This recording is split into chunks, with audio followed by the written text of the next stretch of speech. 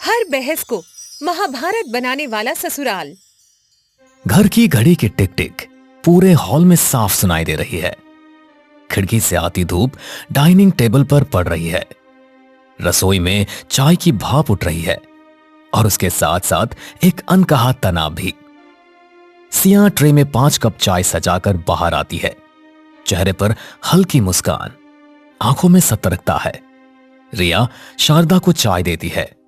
शारदा चाय पीती है और कहती है, सिया, चाय में चीनी कितनी डाली है तुमने?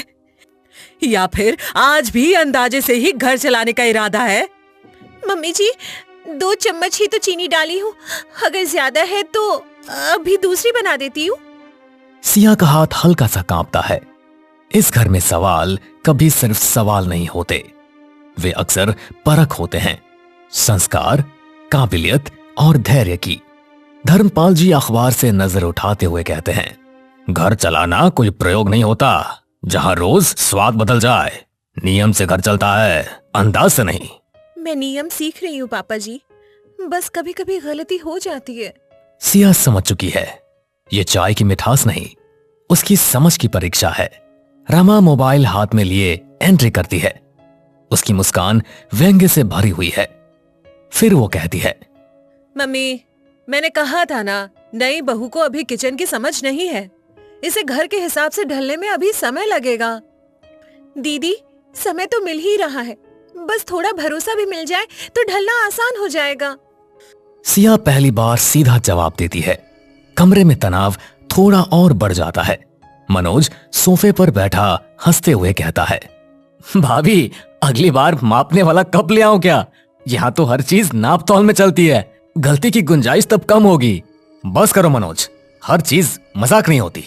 देखो, सुबह सुबह माहौल खराब मत करो। आरव थोड़ा असहज महसूस करता है। मां की तरफ देखे या पत्नी की तरफ, उसकी यही दुविधा सबसे बड़ी है। तभी शारदा बोल पड़ती है, तुम अपनी पत्नी को समझाओ, घर की व्यवस्था कोई खिलौना नहीं है। यहाँ हर चीज का अपना तरीका है। मां, 1 कप चाय को इतना बड़ा मुद्दा बनाना क्या जरूरी है? हर गलती अपराध नहीं होती, थोड़ा ढील भी तो दी जा सकती है। धर्मपाल जी अखबार पूरी तरह मोड़ कर रख देते हैं। अब ये पारिवारिक चर्चा नहीं, बल्कि पारिवारिक अदालत बन चुकी है और सिया कटघरे में खड़ी है। देखो, आज चाय है, कल कुछ और होगा। छोटी सी लापरवाही बड़ी आदत बन जाती है। अगर इतनी परेशानी है तो मैं अभी दूसरी चाय बना देती हूँ, पर क्या हर छोटी गलती को इतना बड़ा बनाना जरूरी है? ये पहला पल है जब सिया ने क्यों पूछा है।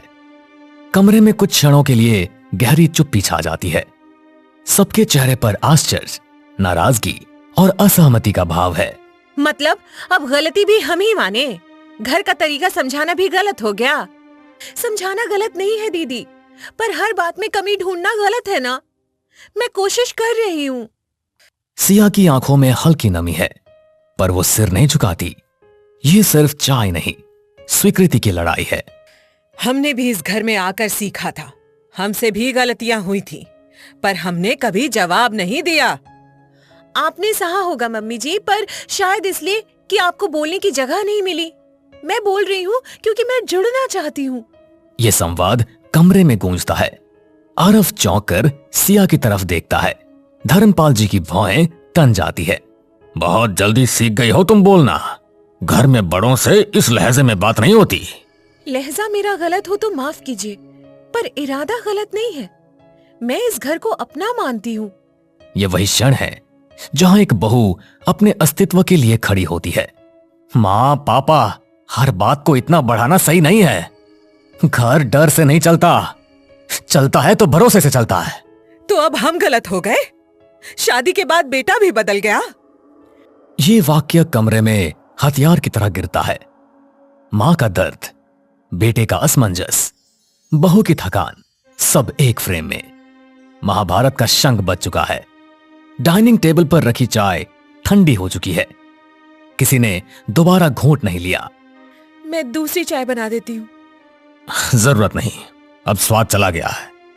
यह सिर्फ चाय का स्वाद नहीं गया, सुबह की शांति भी खो चुकी है। एक मामूली चाय ने घर को 2 हिस्सों में बांट दिया है। आज फिर एक छोटी बहस ने महाभारत का रूप ले लिया है। सुबह की चाय वाली बहस अब भी कहीं अटकी हुई है। सिया चुपचाप आटा बेल रही है, चेहरा शांत, पर आंखों के नीचे हल्की थकान साफ दिख रही है। तभी शारदा देवी रसोई में आती है और सिया से कहती है, रुको, ये क्या है? रोटी गोल नहीं है। हमारे घर में रोटी ऐसी नहीं बनती। थोड़ी सी टेढ़ी है मम्मी जी, लेकिन अभी पहली है, अगली बिल्कुल गोल होगी। स्वाद तो वही रहेगा ना। तवे पर सिकती हुई रोटी दिख रही है, जिसका एक किनारा हल्का सा टेढ़ा, जैसे उस टेढ़ेपन में सिया की स्थिति छिपी हो। इस घर में आकार का मतलब सिर्फ आकार नहीं, प्रतिष्ठा है, परंपरा है, पहचान है। रमा भी रसोई के दरवाजे पर खड़ी हो जाती है और मजा लेने वाले लहजे में बोलती है, भाभी, रोटी की शक्ल देखकर ही पता चल जाता है कि किसने बनाई है। घर की पहचान होती है इससे। अगर पहचान रोटी से होती है दीदी, तो इंसान की पहचान कहाँ से होती है? दिल से या बेलन से? रमा का चेहरा कुछ पल के लिए सख्त हो जाता है। रिया की आवाज में चुनौती नहीं, दर्द है, पर यह दर्द पहली बार सवाल बनकर आया है। शारदा देवी कहती है, बहुत जवाब देने लगी हो तुम। सुबह भी बहस, अब यहाँ भी। घर की व्यवस्था को हल्के में मत लो।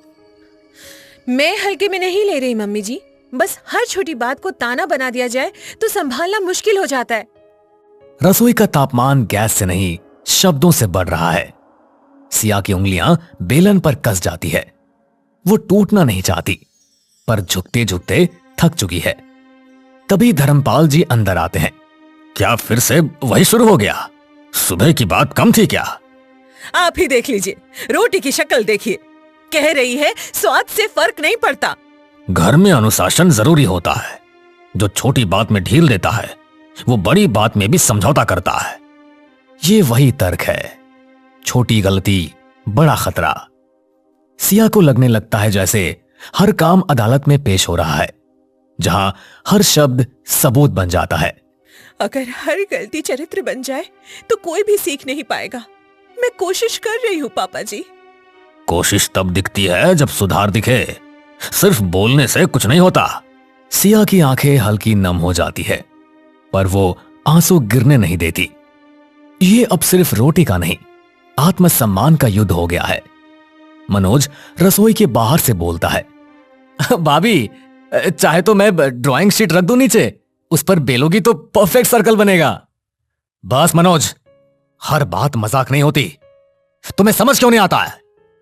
ये पहली बार है जब आरब खुलकर अपने घर वालों को रोकता है। रसोई में अचानक सन्नाटा। सिया की नजरें पहली बार आरब से मिलती है, थोड़ी राहत और थोड़ी हैरानी से भी। भैया, आप तो ऐसे बोल रहे हो जैसे हम जानबूझकर इसे परेशान कर रहे हैं। परेशान नहीं कर रहे हो, पर हर बात को इतना बड़ा बना रहे हो कि घर घर नहीं क्लासरूम लगने लगा है।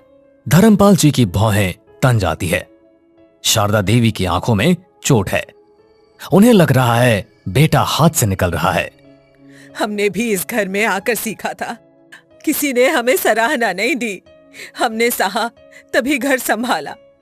आपने सहा होगा मम्मी जी, पर क्या वही तरीका सही था? अगर मैं सहती रहूं तो क्या वही परंपरा निभेगी? ये सवाल हवा में अटक जाता है। रसोई का तवा जलने की आवाज करता है। रोटी का किनारा काला पड़ जाता है, जैसे बहस का ताप अब नियंत्रण से बाहर जा रहा हो। परंपरा पर सवाल उठाने से पहले ये सोच लो कि तुम किस घर में हो। यहाँ बड़ों की बात अंतिम होती है। मैं परंपरा तोड़ना नहीं चाहती पापा जी, बस उसमें अपनी जगह ढूंढ रही हूँ, जहाँ गलती पर सुधार हो, अपमान नहीं। सिया की आवाज कांपती है, पर शब्द बिल्कुल साफ है।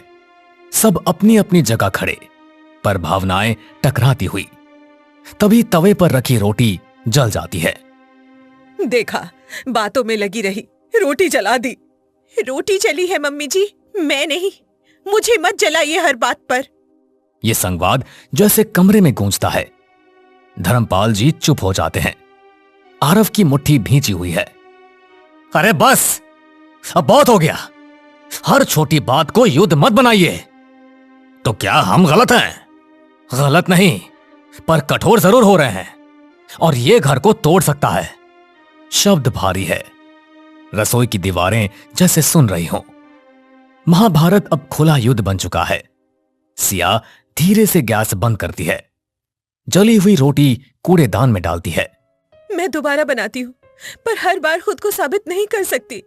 मैं इंसान हूँ, परीक्षा नहीं। रसोई की खिड़की से आती रोशनी अब फीकी लग रही है। एक जली हुई रोटी ने घर में आग लगा दी है। ऐसा लग रहा है जैसे महाभारत का दूसरा अध्याय पूरा हो चुका है। धर्मपाल जी सोफे पर सीधे बैठकर हाथ में माला घुमा रहे हैं। शारदा देवी की आंखें लाल है, शायद रोई हैं। रमा हाथ बांधे खड़ी है। मनोज असहज है।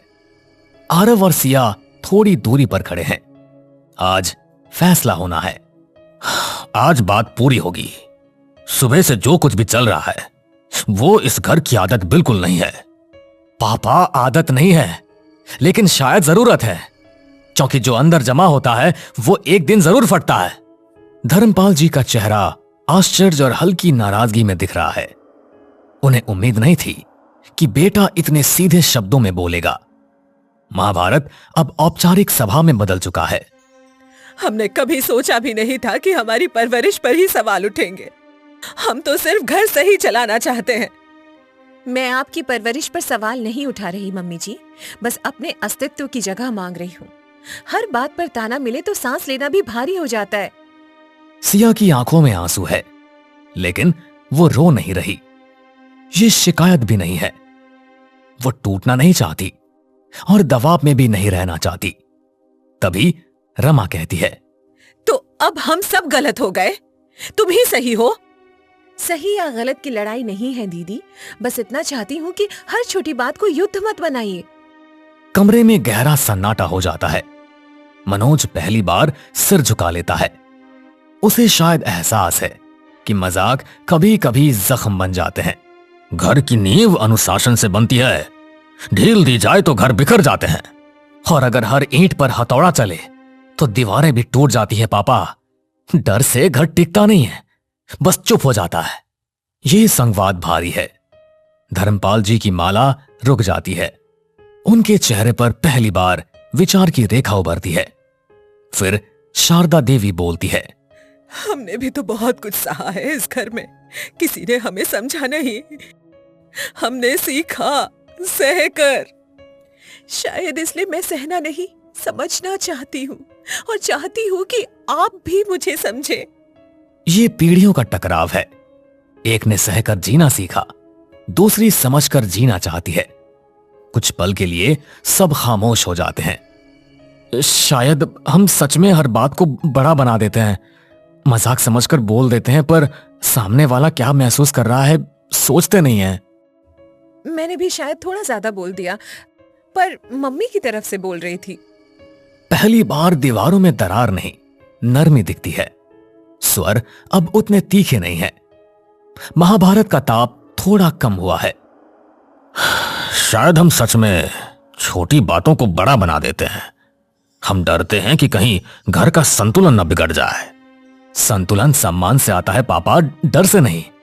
अगर हम एक दूसरे को सुने तो घर खुद संतुलित हो जाएगा। धर्मपाल जी की आंखें नरम पड़ती है। वो पहली बार सिया की ओर सीधे देखते हैं, जांचते हुए नहीं, समझते हुए।